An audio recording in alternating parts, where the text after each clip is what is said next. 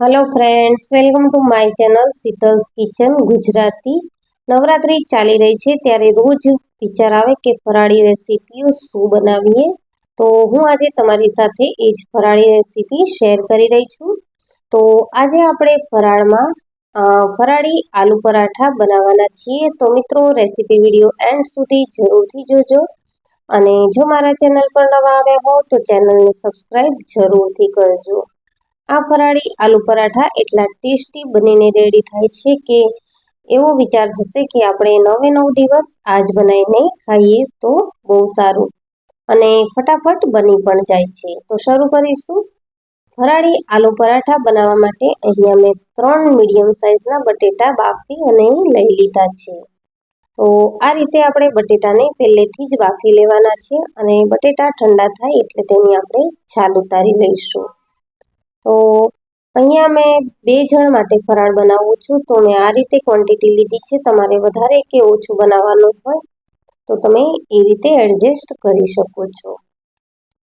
તો બટેટા હજી થોડા ગરમ છે એટલે છોલાતા થોડી વાર લાગે છે અને આ રીતે જો અત્યારે સિઝન એવી છે તો બટાકા ઉગી નીકળ્યા હોય છે।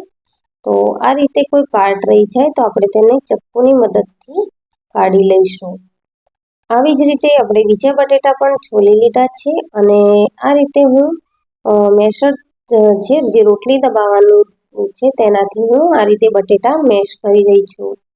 તમે મેશ કરવાની જગ્યાએ છીણીથી છીણી પણ શકો છો।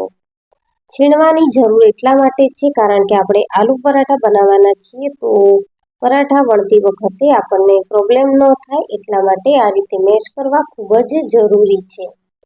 તો બટેટા સારી રીતે મેશ થઈ ગયા છે અને હવે આપણે આ બટેટાના માવામાં મસાલો કરી લેવાનો છે। તો અહીંયા મેં 2 મોટી ચમચી જેટલી આદુ મરચાંની પેસ્ટ ઉમેરી લીધી છે।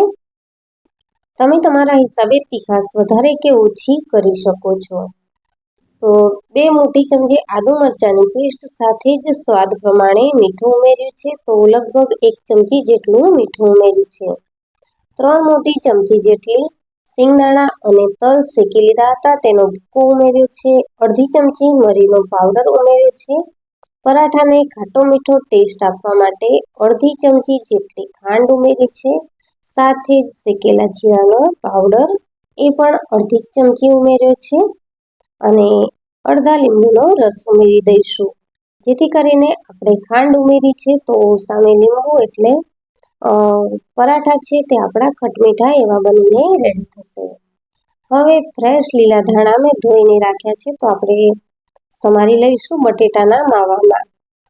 આ રીતે આપણે બટેટામાં જે ફરાળમાં તમે જે વસ્તુ ખાતા હોય તે એડ કરવાની છે।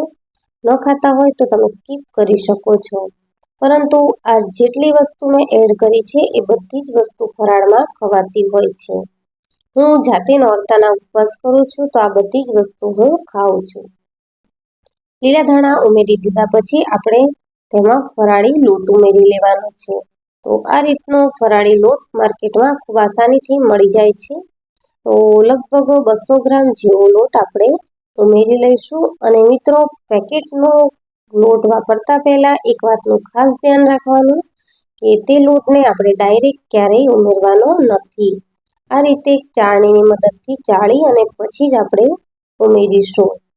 તો કોઈ પણ વાર આપણે ભૂલ ન થાય કે ડાયરેક્ટ ઉમેરી દઈએ કારણ કે ઘણીવાર લોટમાં કંઈક નીકળતું હોય છે।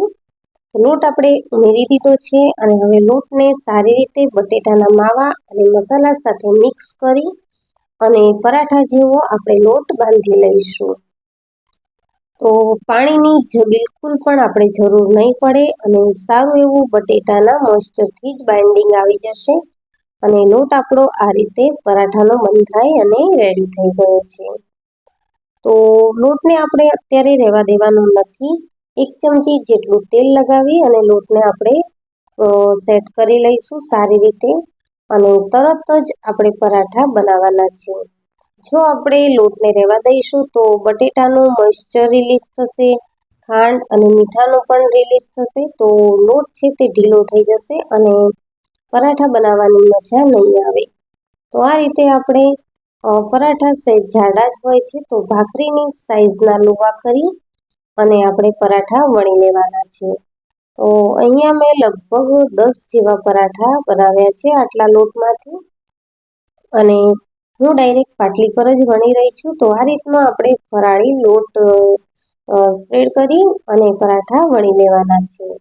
જો તમારે પાટલી પર વણતા ચોંટી જતા હોય તો તમે પ્લાસ્ટિક ઉપર પણ વણી શકો છો, પરંતુ આ રીતે લાકડાની પાટલી પર ઇઝીલી વણાઈ જાય છે અને મારે તો બહુ સારા બનીને રેડી થઈ ગયા હતા. તો આ રીતે તમે પાટલી પર જ ડાયરેક્ટ અટામણ લઈ અને વણી શકો છો. બધા જ પરાઠા આપણે 1 બાય 1 વણતા જઈ અને શેકી લઈશું. પરાઠાને શેકવા માટે નોનસ્ટિક પેન લઈ લીધી છે. તો નોનસ્ટિકની જગ્યાએ તમે સાદો લોખંડનો તવો પણ લઈ શકો છો. ગેસની ફ્લેમને મીડિયમ રાખી અને 1 કે 2 ટીપા તેલ મૂકી અને આપણે પરાઠાને સાઈડ બાય સાઈડ ફેરવતા જઈ અને શેકી લેવાના છે. તો આ રીતે આપણે બટેટા બાફેલા છે, તો માત્ર લોટને જ શેકવાનો છે. તો મીડિયમ ગેસની ફ્લેમ રાખીશું તો લોટ સારો એવો શેકાશે અને પરાઠા છે તે ખૂબ સારા બનીને રેડી થશે. તો તમે જોઈ શકો છો મિત્રો કે ગોલ્ડન બ્રાઉન જેવો કલર પરાઠાનો આવી ગયો છે અને પરાઠા ખૂબ સારા એવા જોવાઈ રહ્યા છે.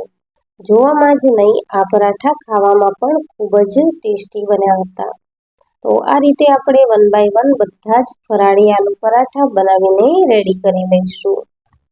તો નવરાત્રી ચાલી રહી છે, તો મિત્રો તમે પણ આ રીતે આલુ પરાઠાની રેસીપી ટ્રાય કરજો અને હું ગેરંટી આપું છું કે આ રેસીપી એટલી ટેસ્ટી અને સારી બને છે કે આપણને વારે વારે બનાવવાનું મન થશે અને પેટ પણ ફૂલ આપણને ફીલ થાય છે. 2 કે 3 પરાઠા ખાશો એટલે આપણને ભૂખ નહીં લાગે અને ખૂબ સારા એવા બનીને રેડી થશે. તો આલુ પરાઠા સાથે ખાવા માટે અહીંયા હું રાયતું બનાવી રહી છું. તો રાયતું બનાવવા માટે મેં દહીં લઈ લીધું છે અને દહીંને આ રીતે આપણે ચમચીની મદદથી મેશ કરી લઈશું. રાયતામાં દહીં આપણે જે રીતનું જોઈએ એ રીતનું મેશ કરી લેવાનું છે. મસાલામાં આપણે અડધી ચમચી જેટલી ખાંડ ઉમેરીશું. સ્વાદ પ્રમાણે મીઠું ઉમેરવાનું છે. તો ખાટું મીઠું રાયતું હશે તો ખાવાની મજા આવશે. 1 ચપટી જેટલું જીરું ઉમેર્યું છે. અડધી ચમચી જેટલો શેકેલા જીરાનો પાવડર ઉમેર્યો છે. સાથે 1 ચપટી જેટલું મેં અહીંયા લાલ મરચું ઉમેર્યું છે. તમારે મસાલા જે ઉમેરવા હોય એ ઉમેરવાના, ન ઉમેરો તો એકલા દહીં સાથે પણ આલુ પરાઠા ખાઈ શકો છો. સાથે જ ફ્રેશ લીલા ધાણા કટ કરીને ઉમેરી લીધા છે.